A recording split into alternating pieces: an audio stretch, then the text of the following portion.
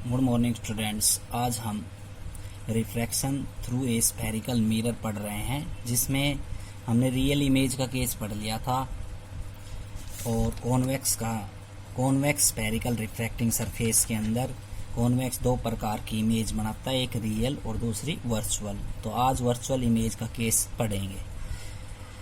The object lies on the principal axis. Object हमेशा कहाँ लाई करता है? प्रिंसिपल एक्सिस के ऊपर। ठीक है, तो ये रे ऑफ लाइट यहाँ से जाएगी और रिफ्रैक्शन होके ऐसे डाइवेट होके चली जाती है। ठीक, तो यहाँ पे हम नॉर्मल ड्रा करते हैं, ये वाला। तो नॉर्मल ड्रा करेंगे तो ये इंसिडेंट एंगल बनेगी, ये रिफ्रैक्शन एंगल बनेगा। और इस रे को पीछे की तरफ वर्चुअल इमेज बनेगी, यहाँ पे आई, और इसके साथ बीटा, इसके साथ अल्फा, ये गामा एंगल बनेगा। तो ये आप देख रहे हैं कि MAIM, ठीक है, मीन्स ए पॉइंट यहाँ पे है, AIM जो है बीटा है, AOM है अल्फा है, और ACM जो है गामा है।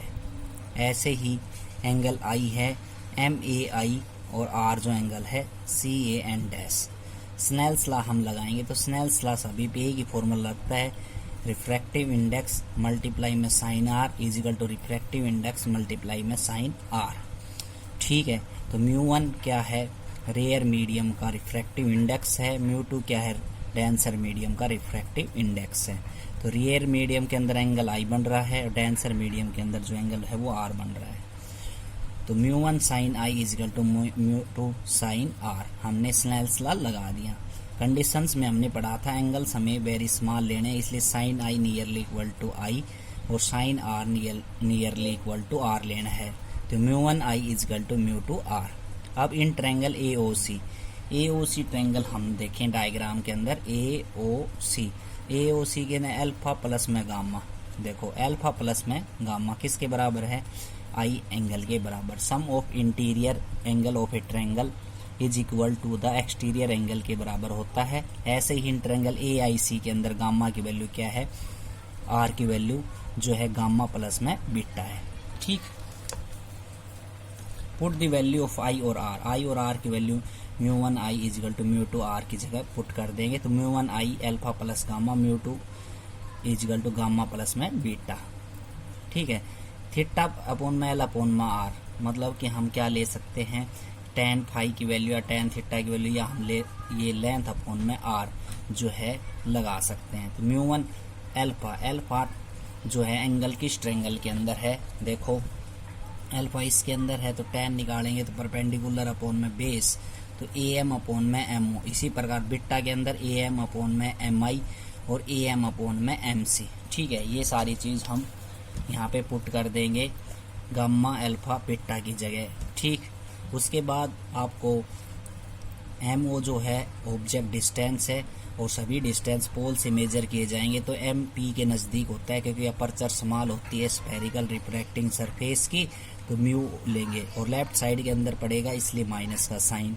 PC है रेडियस ऑफ कर्वेचर के बराबर राइट साइड के अंदर। MI है -V इमेज है लेफ्ट साइड के अंदर बन रही है। ठीक है, ये सारी वैल्यू यहाँ पे पुट कर देंगे। मीन्स MO की जगह AM थ्रू आउट सभी में कॉमन कैंसिल हो जाएगा। 1 अपॉन PO, 1 अपॉन में MC, और 1 अपॉन MI और 1 अपॉन में MC बचेगा आपके पास। तो ये जो है PO MOA की बात है यहाँ पे। तो हम सभी जो M है वो जो M से डिस्टेंस ले रहे थे वो P से लेंगे। ठीक, तो ये वैल्यू हमने पुट कर दी। ये वैल्यू पुट करने के बाद अंदर मल्टीप्लाई कर दिया, μ1 को इधर μ2 को मल्टीप्लाई कर दिया, ये आपका रिजल्ट आ गया। μ1 अपॉन में माइनस U प्लस में μ2 upon V equal to μ2 minus μ1 upon में R। ठीक है, मीन्स हमने क्या किया? R वाली इकट्ठे कर लिए ये, और UV वाले इस तरफ इकट्ठे कर लिए, ये आपका रिजल्ट आ गया रिफ्रैक्शन। अगला टॉपिक है refraction through a refracting concave surface. अब हमने कॉन्वेक्स सरफेस के बारे में पढ़ा। तो कॉनकेव जो सरफेस होता है सिर्फ वर्चुअल इमेज बनाता है, और रे ऑफ लाइट हम कहाँ से भेज रहे हैं? रेयर मीडियम से डेंसर मीडियम की तरफ भेज रहे हैं। ये दो चीज़ आपको ध्यान रखनी है। तो 3 केस अपने ऐसे हो गए, रेयर से डेंसर मीडियम के, कॉनकेव और कॉन्वेक्स के। तो कॉन्वेक्स 2 इमेज बनाई, रियल और वर्चुअल। सभी डिस्टेंस पोल से मेजर किए जाएंगे। ठीक है, एंगल की अजम्पशन समान लेनी है। तो ये रे ऑफ लाइट यहाँ से प्रिंसिपल एक्सिस के ऊपर ऑब्जेक्ट लाई कर रहा है, रे ऑफ लाइट यहाँ से जाएगी, आफ्टर डाइवर्जन ये सीधी निकल जाएगी। और उसके बाद हमने ये नॉर्मल ड्रा किया इसके ऊपर, तो ये आपका जो नॉर्मल ड्रा करेंगे तो इंसिडेंट एंगल और रिफ्लेक्शन एंगल बनेंगे। ठीक है, तो नॉर्मल और रिफ्लेक्टिंग सरफेस के साथ आपका इंसिडेंट एंगल बनेगा आई। ठीक, और ये जो है नॉर्मल और ये जो लाइन है उसके साथ आर एंगल बनेगा, ये वाला एंगल आर।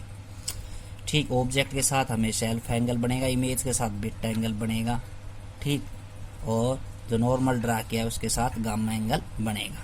ठीक, अगर डायग्राम समझ में नहीं आया तो बुक में क्लियर आपको डायग्राम मिल जाएगा, जो मैंने बताए हैं उस हिसाब से एंगल बनाने हैं। ठीक है, तो ये वही पीछे की तरह एंगल आई, एंगल आर और एंगल बीटा और एंगल गामा किसके बराबर है हम डायग्राम में देख सकते हैं। फिर स्नेल्स लॉ, फिर वही लगाना तरीका वही, म्यू1 साइन आई इजल टू म्यू2 साइन आर। तो एंगल वेरी वेरी स्मॉल इसलिए sine I near equal to I लेना है, आर नियर इक्वल टू। अब वही ट्रायंगल एओसी में अल्फा प्लस में इंसिडेंट एंगल गामा के बराबर, तो आई किसके बराबर हुआ, गामा माइनस अल्फा के बराबर। ऐसे एआईसी लेनी है तो आर की वैल्यू निकाल लेनी, आई और आर की वैल्यू इक्वेशन फर्स्ट के अंदर हम रख देंगे, तो वही वैल्यू आएगी म्यू1 gamma minus alpha equal to म्यू2 गामा माइनस बीटा। फिर वो हम tan थीटा बराबर निकालेंगे, तो A M upon M C, gamma की जगह अल्फा आएगा A M upon M O, और गामा आएगा A M upon M C, और बीटा आएगा अपना A M upon M I. सभी डिस्टेंस एम को पी से हम कर देंगे, A M throughout cancel हो जाएगा, और एम सी की जगह पी सी, एम ओ की जगह पी ओ। इस प्रकार से जो वैल्यू है, तो एम पी सी क्या होता है, radius of curvature minus R है यहाँ पे, और एम ओ क्या है माइनस यू, क्योंकि जो लेफ्ट साइड के अंदर जो डिस्टेंस बढ़ेंगे पोल से वो माइनस के लेने हैं, और राइट साइड के अंदर लेते हैं वो किसके लेने, प्लस के। तो ये सारी चीज़ ऑब्जेक्ट डिस्टेंस, इमेज डिस्टेंस और रेडियस ऑफ कर्वेचर तीनों लेफ्ट साइड में आपको डायग्राम में मिलेंगे। तो ये सारी वैल्यू हम इस इक्वेशन सेकंड के अंदर पुट कर देंगे, तो अपने पास फिर अंदर मल्टीप्लाई कर दें, म्यू1 से इधर म्यू2 से मल्टीप्लाई कर देंगे। ठीक है, ये मल्टीप्लाई करने के बाद आपको यू वी वाले इकट्ठे करने, आर आर वाले इकट्ठे करने एक साइड, और अपने पास म्यू1 अपॉन यू माइनस म्यू2 अपॉन वी इजल टू म्यू1 माइनस म्यू2 अपॉन में आर बच जाएगा। ठीक है, तो आज के लिए इतना ही, कल आगे पढ़ाएंगे। Thank you.